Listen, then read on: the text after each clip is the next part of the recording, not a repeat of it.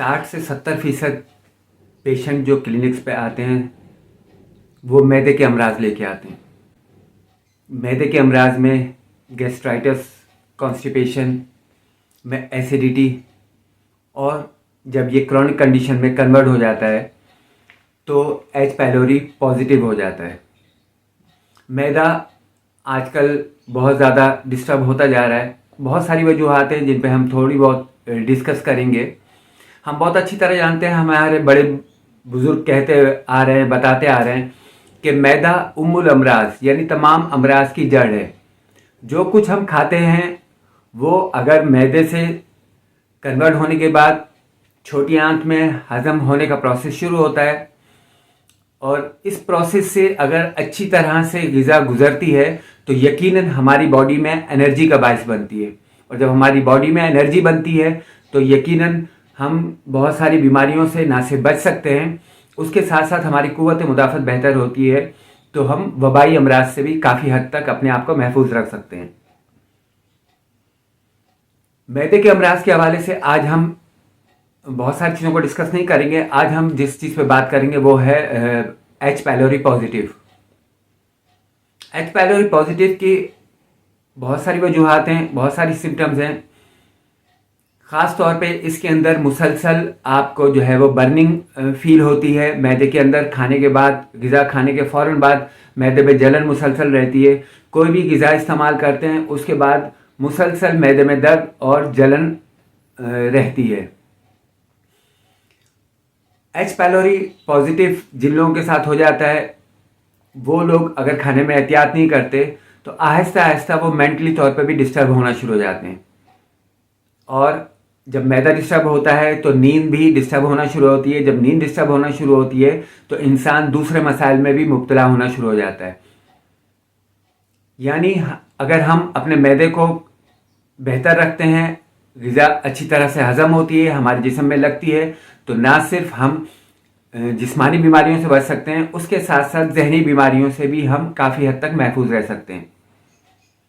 यहाँ हम जिस मेडिसिन की आज जिसके बारे में बात करने जा रहे हैं, जिस प्रोडक्ट के हवाले से आप ये कह लें कि उसका रिव्यू कह लें आप, या उसके बारे में हम डिस्कस करने जा रहे हैं, वो बहुत सारे पेशेंट इस्तेमाल कर रहे हैं और माशाल्लाह उसका बहुत बेहतरीन रिजल्ट है।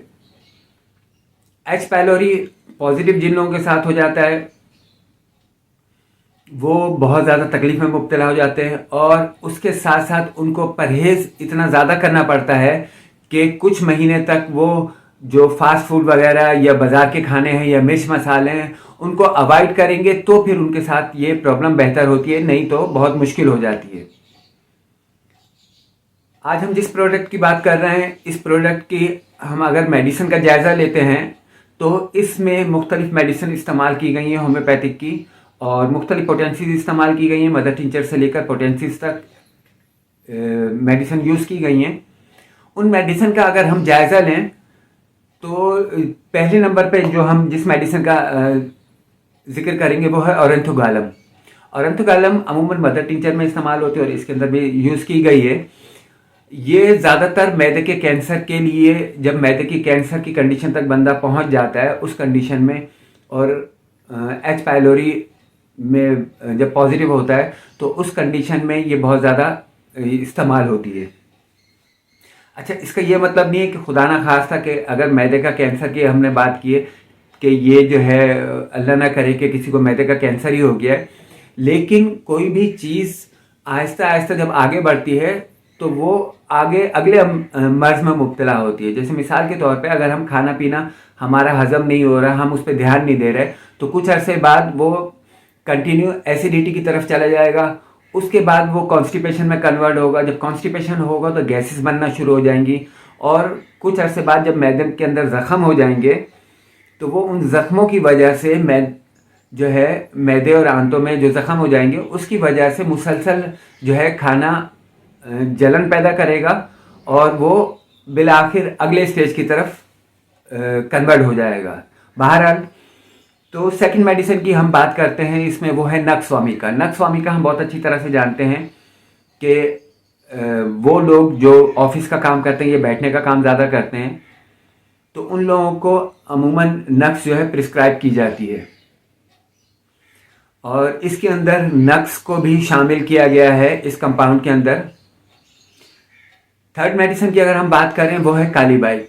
काली बाइक भी सिंगल पोटेंसी के हवाले से अगर हम जो है इसको जब यूज़ करते हैं तो इसके एक जो मेन सिम्टम है, ये भी हार्ट बर्निंग में और एच पाइलोरी में यूज़ होती है। इसका ख़ास सिम्टम ये है कि खाने के फ़ौरन बाद दर्द होता है। अमूमन बहुत से लोग ये कहते हैं कि जब तक हमारा मैदा खाली रहता है हमें कोई मसला नहीं है, जैसे हम कुछ खाते हैं फ़ौरन दर्द शुरू हो जाता है। तो काली बाइक इस सिम्टम के हवाले से इस कॉम्बिनेशन के अंदर, इस प्रोडक्ट के अंदर बहुत बेहतरीन तरीके से इस्तेमाल की गई है। नंबर 4 पे जिस मेडिसिन की हम बात करेंगे वो है कार्बोवेज। कार्बोवेज हम बहुत अच्छी तरह से जानते हैं, बहुत सारे लोग जनरली मैदे के अमराज के लिए खाना पीना जब हज़म नहीं हो रहा था, हल्की से हल्की ग़िज़ा भी जब खाई नहीं जा रही होती, हज़म नहीं हो रही होती, तो ऐसी कंडीशन में कार्बोवेज बहुत अच्छा रिजल्ट देती है। उसके बाद जिस मेडिसिन की हम बात करेंगे वो है कॉन्डेरिगो। ये मेडिसिन भी अमूमन मदर टिंचर में इस्तेमाल होती है और ये भी एच पाइलोरी के अंदर बहुत ज़बरदस्त रिजल्ट देती है। और ये भी आप कह लें कि जब गैस्ट्राइटिस या एसिडिटी से अगले स्टेज आ जाती है तो ऐसी कंडीशन में ये मेडिसिन यूज़ होती है। और इसके अंदर भी हम मुख्तलिफ सिम्टम हैं। सिंगल अगर इसको सेपरेट मेडिसिन के हवाले से बात की जाए तो मुसलसल जलन, एसिडिटी कंटिन्यू जो है वो एसिडिटी और बर्निंग फीलिंग होती है मैदे के अंदर। बहुत से लोग कुछ खाएं ना खाएं उनको कंटिन्यू जो है वो जलन होती रहती है। और थोड़ी बहुत अगर वो ठंडी ग़िज़ा इस्तेमाल कर लें, ठंडी कोई ग़िज़ा लेते हैं तो कुछ देर के लिए उनकी बर्निंग जो है वो ख़त्म होती है, बर्निंग सेंसेशन, और कंटिन्यू उसके बाद जो है वो बर्निंग होती रहती है। इसके अलावा इसके अंदर जो है वो खाने के बाद जो है वो उल्टी और मतली वगैरह भी जो है वो हो जाती है। और अगर हम बात करें तो ये जो है ये कंजेशन हो जाती है। एसोफेगस आपके जो खाने की जो ग़िज़ा की जो नाली है उसके अंदर जो है वो जो एक तरह से बहुत से लोग आके कहते हैं कि जी हमें ऐसा लगता है कि यहाँ से मैदे से लेकर और यहाँ तक सब कुछ बंद हुआ हुआ है। तो ऐसी कंडीशन में इस सिम्टम में ये सेपरेटली मेडिसिन दी जाती है। तो इस कॉम्बिनेशन, इस प्रोडक्ट के अंदर ये सारी की सारी दवाएं इस तरतीब से शामिल की गई हैं कि एच पाइलोरी में ना सिर्फ मुसलसल इस्तेमाल से ही एच पाइलोरी को बेहतर करती हैं, उसको ख़त्म करने की सलाहियत रखती है, उसके साथ साथ जनरली भी अगर आप इसको यूज़ करते रहते हैं तो आपको ये एसिडिटी और हार्ट बर्निंग जो है, जिनको मुस्तकिल रहना शुरू हो गई है, अभी पॉजिटिव की तरफ कन्वर्ट नहीं हुआ है लेकिन उससे पहले का स्टेज मौजूद है, तो उस कंडीशन में भी ये प्रोडक्ट आपको इंशाअल्लाह ताला बहुत अच्छा बेनिफिट देगी।